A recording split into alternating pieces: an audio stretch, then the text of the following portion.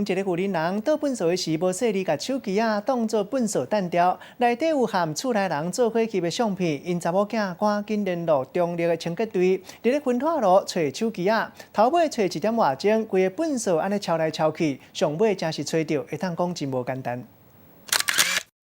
3个清洁队员甲一个查某人徛伫等咧要烧掉的粪扫堆内底找物件，原来是因为查某人的手机互伊当作粪扫做伙弹掉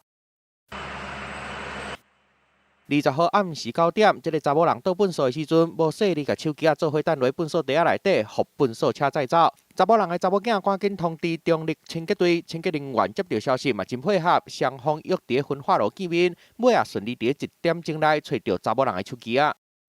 当日晚间9点半，于新隆焚化炉将该垃圾重新倒置于铁板上，